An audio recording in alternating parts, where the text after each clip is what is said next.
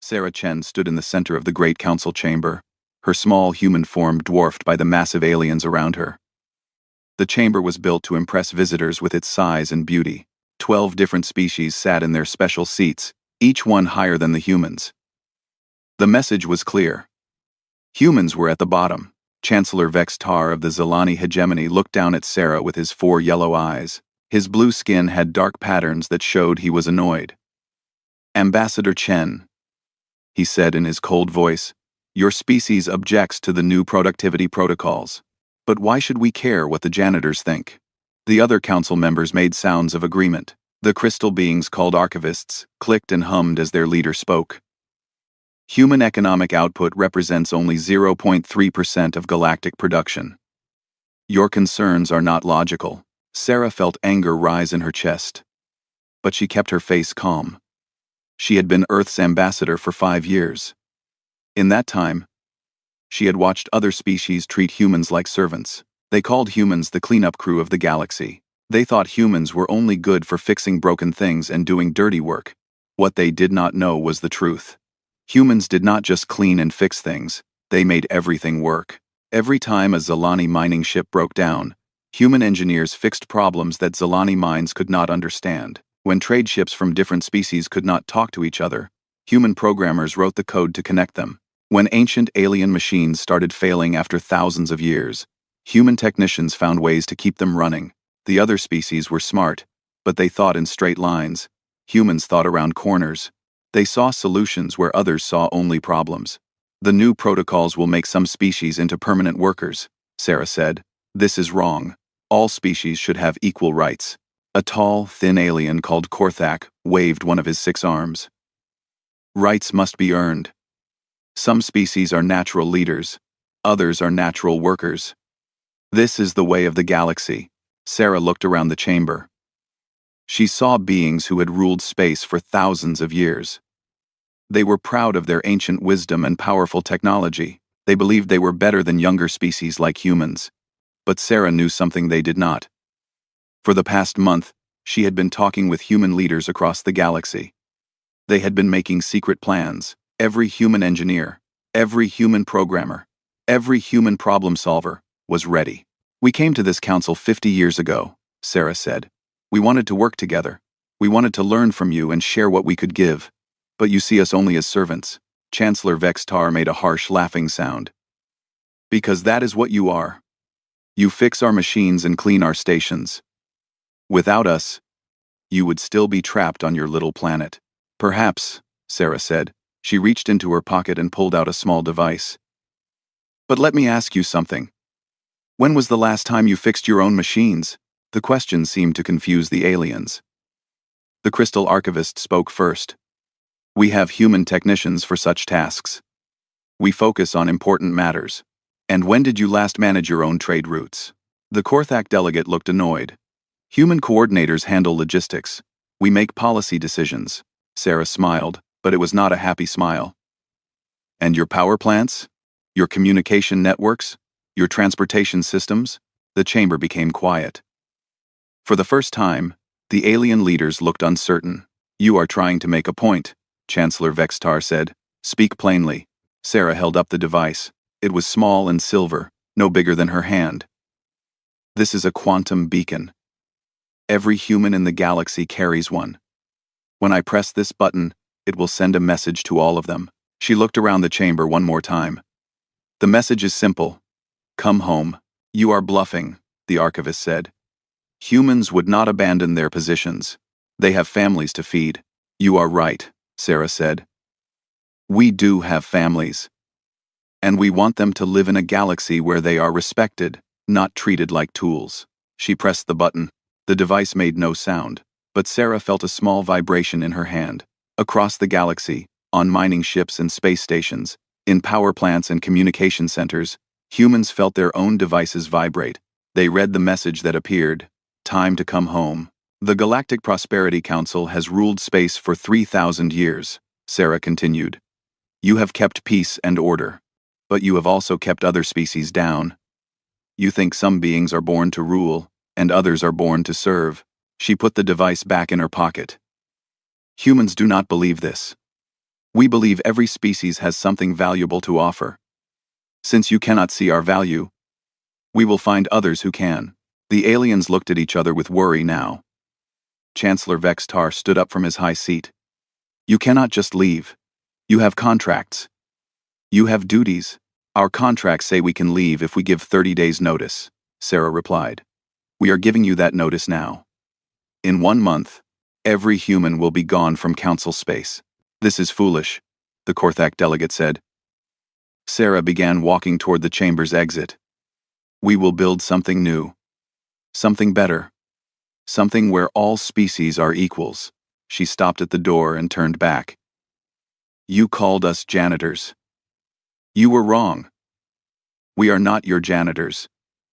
We are your engineers, your programmers, your problem solvers. We are the ones who make your ancient empires work in a modern galaxy. When we are gone, you will remember that." The massive door closed behind her with a soft sound. In the chamber, the 12 most powerful beings in the galaxy sat in silence.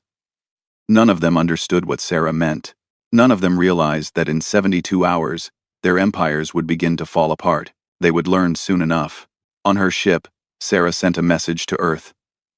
"It is done," she wrote. "Operation Exodus begins now. Bring our people home." The galaxy was about to change forever. 3 days after Sarah Chen pressed the quantum beacon, the first signs of trouble appeared across the galaxy. On Zelani Prime, the main mining planet of the hegemony, Director Zexmoth stared at the screens in his control center. Red warning lights flashed everywhere. The massive mining machines that dug precious metals from the planet's core had stopped working. "What is happening?" he demanded from his chief engineer. Engineer Vekdal's blue skin was pale with worry. "The automatic systems are failing. The machines keep breaking down faster than we can fix them." "Then fix them faster," Zexmoth ordered. "We are trying, sir. But the humans who used to maintain these systems are gone. They left yesterday. We thought the machines could run by themselves." Zexmoth felt a cold fear in his stomach. The mining operations on this planet alone produced 30% of the hegemony's wealth. Without them, his empire would face serious problems. "How hard can it be?" he said. "These are just machines. We built them." But Vekdal shook his head. "Actually, sir, we did not build them. We designed them." "Yes. But the humans rebuilt them over the years. They made thousands of small changes. They made the machines smarter, more efficient." On the main screen, another mining platform went dark, then another. "Without the human technicians," Vekdal continued, "we do not understand how these machines really work anymore." 500 light-years away, Kepler Station faced its own crisis. The station was huge, bigger than most cities. It floated in space at the crossing point of 12 major trade routes. Ships from dozens of species came here to trade goods and information. Station Commander Thrakeen was a Korthak with 40 years of experience. He had seen many problems before, but nothing like this. In the past 3 days, his station had turned into chaos. "Sir," his aide reported, "we have 300 ships waiting to dock. The automatic docking system is not working. Ships are crashing into each other in the approach lanes." Thrakeen looked at the tactical display. It showed a mess of colored dots, each one a ship trying to get to the station. Some were spinning out of control. Others were stuck in holding patterns that made no sense. "Where is Chief Coordinator Martinez?" he asked. "She left 2 days ago, sir. All the human staff left. They said they were going home." "Then, activate the backup systems." His aide looked confused. "Sir, the human staff were the backup systems. They handled all the special cases. When ships could not dock normally, the humans found ways to help them." Thrakeen felt angry. "We managed this station before humans came here." "Yes, sir, but that was before we had so many different types of ships. Human coordinators learned to speak with all the different species. They solved problems we never thought about." As they watched, a Tritonian cargo ship tried to dock at a port meant for smaller vessels. Its massive engines fired automatically, pushing it toward the station. The docking computer did not know how to stop it. "Emergency!" someone shouted. "Collision in Docking Bay 7. On Keth, the crystal homeworld of the archivists." something even stranger was happening. The archivists were proud of their vast knowledge and perfect logic. They stored the wisdom of 1,000,000 years in their crystal minds. Prime Archivist Zethara stood in the central communication chamber. This was where all messages in the galaxy passed through. It was the heart of galactic civilization. But the heart was dying. "Report," Zethara commanded. Secondary Archivist Methoro's crystal body flashed with worried colors. "The quantum communication network is failing. Messages are being lost. Some are arriving at the wrong destinations. Others are being scrambled. This is impossible. Our systems are perfect." "Yes, Prime Archivist. But we have discovered something disturbing. The human technicians were not just maintaining the network, they were actively managing it every minute of every day." Zethara's logical mind struggled to understand. "The network routes messages automatically. That is what we thought. But the network was designed thousands of years ago. Since then, many new species have joined. Each species uses different communication methods. The network should not be able to handle them all. Then how has it been working?" Methoro showed a complex display of data flows. The humans created what they called workarounds. They found ways to make incompatible systems talk to each other. They translated between different types of signals in real time. Without our knowledge, they tried to tell us many times. We told them to focus on their tasks and not worry about policy decisions. As they spoke, another section of the network went dark. Whole star systems lost contact with the rest of the galaxy. Dr. Elena Vasquez watched all of this from her ship as she traveled toward human space. She had been the chief engineer on a mining station in the Outer Rim. Now she was going home with her team. Her communications officer, Lieutenant Park, looked up from his station. "Dr. Vasquez, we are getting emergency calls from everywhere. Zalani ships dead in space. Korthak stations going dark. Even Karthak worlds are asking for help." Elena felt sad but not surprised. "Are they asking nicely?" "Well, no. Most are demanding we return immediately. Some are threatening to arrest us if we do not comply." Elena laughed, but it was not a happy sound. "They still do not understand. They think we sabotaged their systems." "Did we not, in a way?" "No," Elena said firmly. "We just stopped doing their jobs for them. For 50 years, we kept their ancient empires running in a modern galaxy. We solved problems they could not even see." On the main screen, she saw a Zalani dreadnought, floating helplessly in space. The massive warship was completely dark. No lights, no engines, no weapons. "Should we help them?" Park asked. Elena considered this. The ship probably had thousands of crew members. They were scared and confused. It would be easy to help them. A simple power coupling had failed. Any human engineer could fix it in 10 minutes. But she remembered how Chancellor Vextar had called humans janitors. She remembered the laughter when Sarah Chen tried to speak about equality. "Send them a message," she said. "Tell them we hope they find a solution to their problem. Tell them that when they are ready to treat all species with respect, humans will be happy to talk." The Zalani ship sent back angry threats. Then desperate pleas. Then silence. Elena's ship continued toward human space. Behind them, the greatest empires in galactic history were learning that pride was a luxury they could no longer afford. The galaxy was falling apart, and humans were the only ones who knew how to fix it. 2 weeks after the humans left, the galaxy was in crisis. What started as small technical problems had become disasters that threatened entire civilizations. On Zalani Prime, Chancellor Vextar stood in his war room, surrounded by his generals. The holographic display showed the current state of his empire. And it was terrifying. Red zones marked failed systems across hundreds of worlds. "Report," he demanded. General Kexvar stepped forward, her uniform stained with grease from trying to fix broken equipment herself. "Sir, our mining output has dropped by 80%. Our military fleet is down to 30% operational capacity. 17 colony worlds have declared independence because we cannot supply them with basic needs. How is this possible?" Vextar's voice shook with rage and fear. "We are the Zalani hegemony. We have ruled for 2,000 years. The humans, sir, when they left, They took all knowledge of how our systems really work.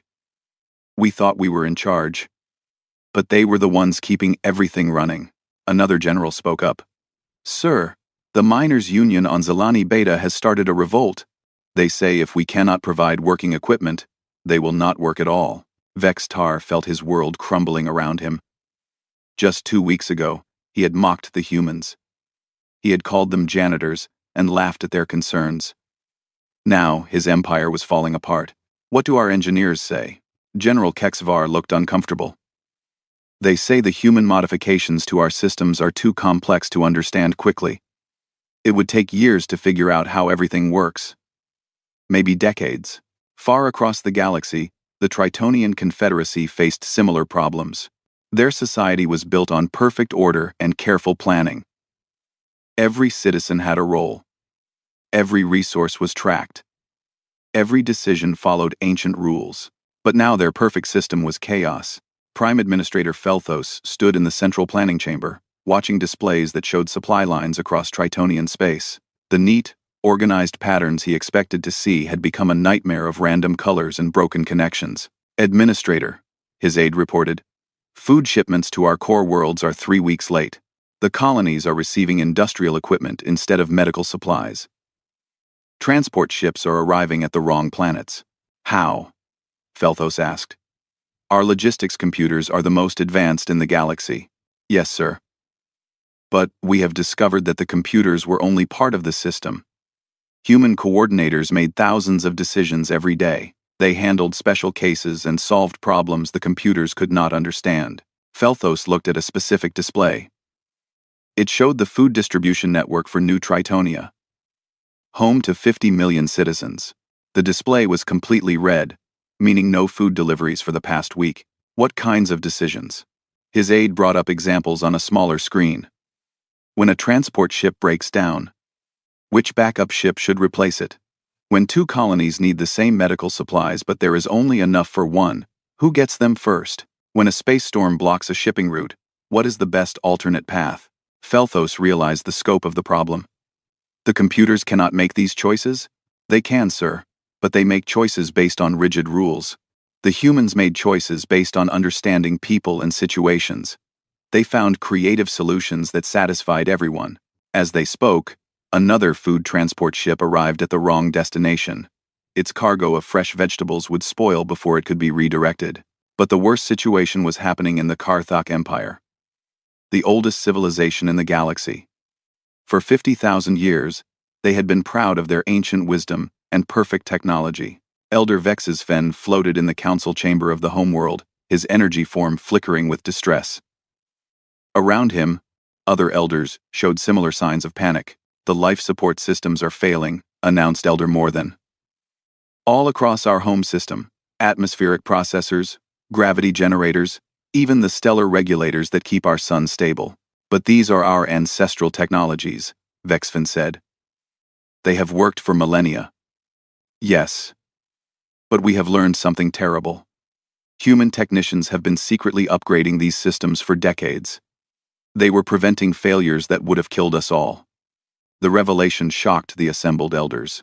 The Karthak were beings of pure energy who lived in specially controlled environments. Without their life support systems, they would die within hours. Why did we not know this? Demanded Elder Sektara. Because they never told us directly. They submitted maintenance reports that we never read. We thought they were just doing routine cleaning and minor repairs. Elder Morthan showed them a technical analysis. Look at this. Our primary atmospheric processor on the homeworld should have exploded 15 years ago. The humans installed safety systems that prevented the explosion. Every day since then, they adjusted the settings to keep it stable. And now? Now it is failing again. We have perhaps days before it becomes critical. Across the galaxy, Captain Maria Santos received reports of the chaos as she led a convoy of human ships toward the outer rim. Her communications officer, Commander Wright, brought her updates every few hours. Captain, we are getting desperate messages from everywhere. The Zelani are offering us triple pay to return. The Tritonians are promising us full citizenship rights. Even the Karthak have sent an official apology. Maria looked at the data on her screen. It showed the locations of human refugee ships escaping Council space. There were thousands of them, carrying millions of humans and their families. What about threats? She asked. Those too. The Korthak Confederation says they will hunt us down as criminals. Some Zelani generals want to use force to make us return. Maria smiled grimly. Let them try. Their ships barely work anymore. She was right. Earlier that day, a Zelani battle group had tried to intercept human ships near the border, but their weapons systems failed during the approach. Their navigation computers sent them in circles. Their communication arrays could not coordinate their attack. The human ships simply flew past them, while the proud Zelani warriors sat helpless in space. Captain, Wright continued, we are also getting messages from the minor species, the ones the Council always ignored. What kind of messages? Invitations. The Altarians want to offer us sanctuary. The vegan colonists are asking if we want to share their worlds. Even some independent worlds are reaching out. Maria felt a spark of hope. Maybe humans leaving Council space was not just an ending. Maybe it was a beginning. In the Outer Rim, far from the collapsing empires, human settlements were already thriving, free from Council regulations and alien oversight.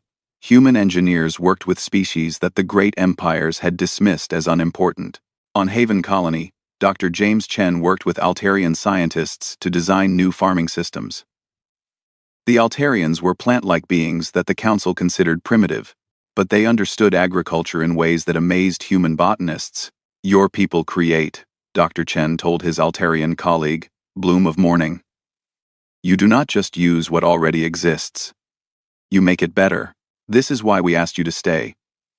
Bloom of Morning replied in their musical voice. When the great empires fall, we will build something new together. Dr. Chen received a message from his sister Sarah, who was coordinating the human exodus from the core worlds. The Council is finally starting to understand, Sarah wrote. But they still think they can order us around. They do not want partnership. They want their servants back. James looked out at the farms where humans and Altarians worked side by side, creating food systems that were more productive than anything the galaxy had seen before. Then they will have to learn to live without servants, he wrote back. The great empires of the galaxy had two choices: change or die. Most of them were still trying to find a third option.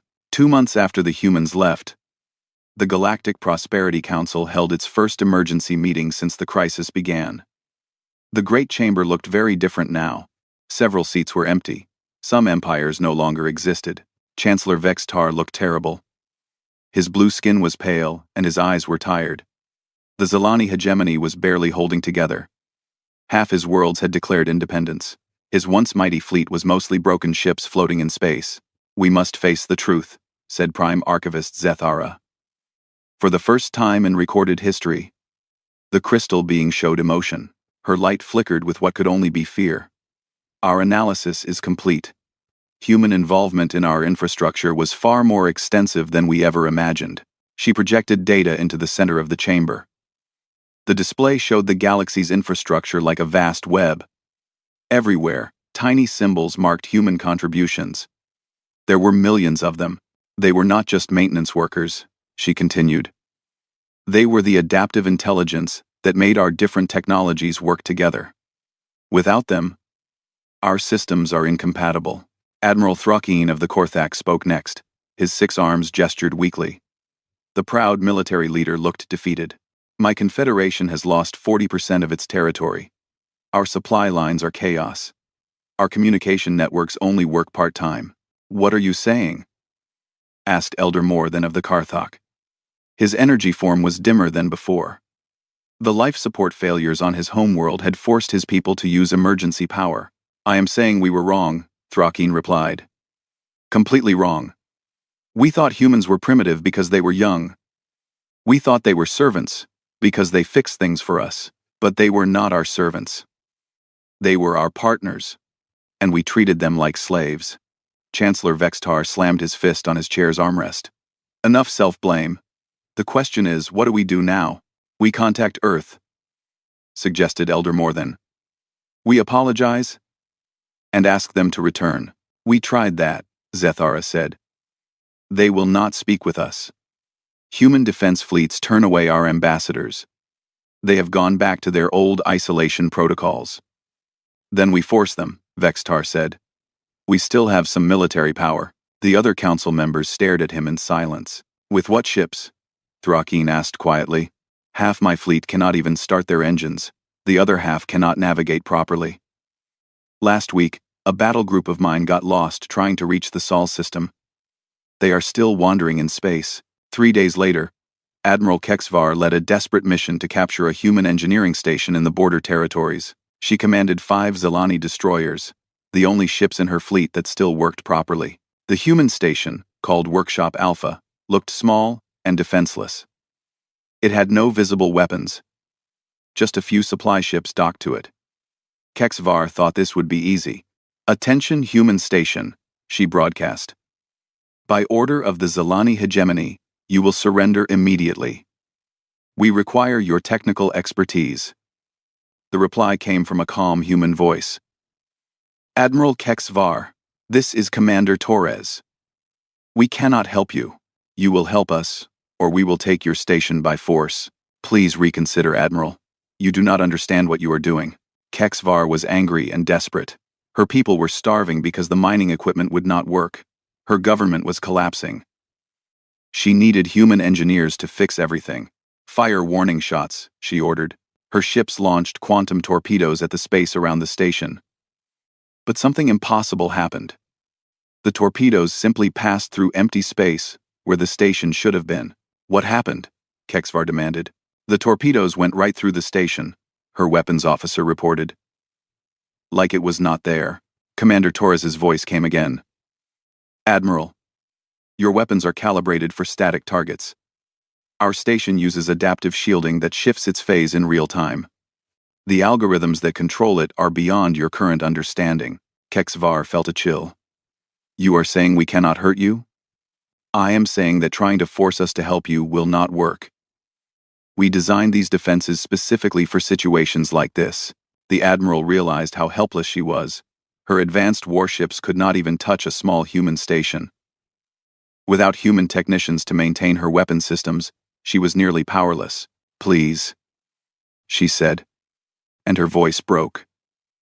My people are suffering. Our children are hungry. We need help. Then stop trying to conquer us and start trying to understand us. Meanwhile, on Earth, Sarah Chen stood in the Global Defense Command Center, watching displays that showed the chaos in Council space. Her brother James was with her, visiting from the Outer Rim colonies. They are getting desperate, James observed. Look at this. Zelani battle groups trying to force their way into human space. Tritonian negotiators offering us whole planets if we come back. Sarah felt sad watching the displays. She had not wanted the galaxy to fall apart. She had just wanted humans to be treated with respect. Any word from the Karthok? She asked. Her aide, Colonel Martinez, nodded. Yes, ma'am. Elder Paxtine sent a personal message. He is asking, not demanding, for emergency assistance. Their homeworld's primary reactor is in critical failure. James looked surprised. They are actually asking? Not ordering? For the first time in 50,000 years, Colonel Martinez confirmed. Elder Paxtine admits they were wrong. He says they understand now that humans were never their servants. Sarah considered this carefully. The Karthok were facing extinction. Their ancient technology was failing because humans were no longer there to maintain it. But unlike the other empires, they were finally showing humility. What do you think? She asked James. I think some of them are starting to learn. Not all of them, but some. Sarah made her decision. Send a medical relief team to the Karthak homeworld. Volunteer only. And make it clear. This is humanitarian aid. Not a return to the old relationship. Colonel Martinez looked surprised. Ma'am, the Defense Council said no contact with Council species. The Defense Council said no, return to servitude. There is a difference between helping as equals and serving as inferiors. That evening, Sarah received a message from Dr. Elena Vasquez, who was now working with the Altarian Federation in the Outer Rim. Sarah, Elena wrote, you should see what we are building out here. Humans and Altarians working together. Vegan scientists sharing research with human biologists. Independent worlds forming new alliances based on cooperation, not domination. The old empires are learning that they can survive without us, but they cannot thrive without us. Some are starting to change their attitudes.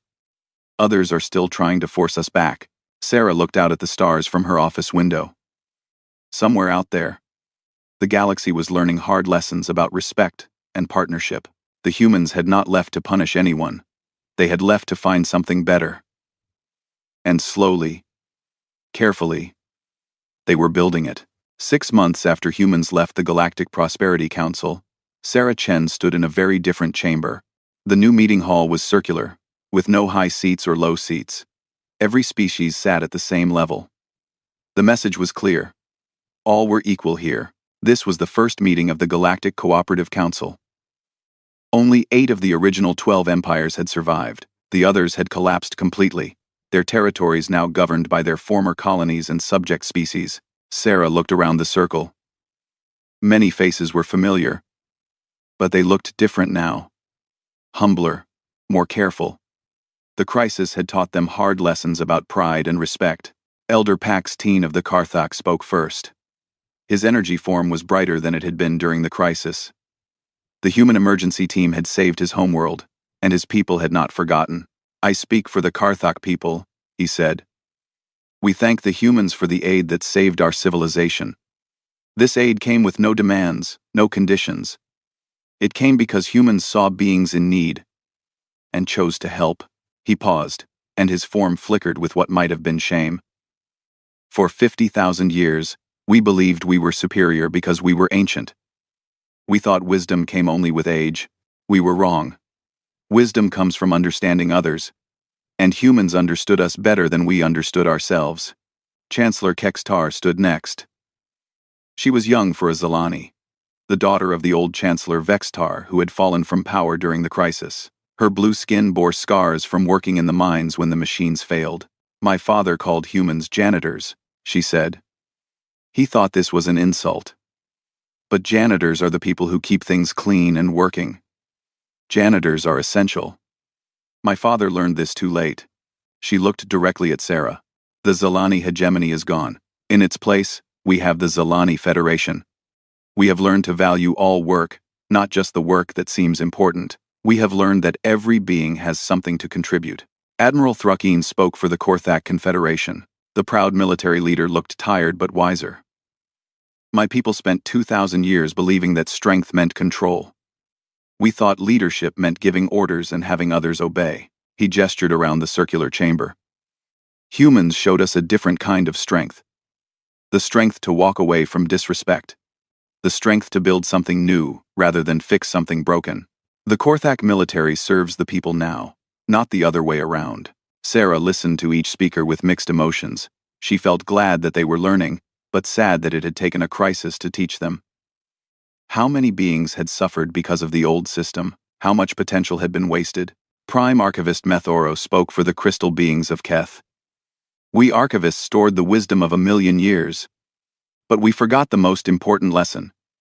Knowledge without understanding is useless. Understanding without respect is dangerous.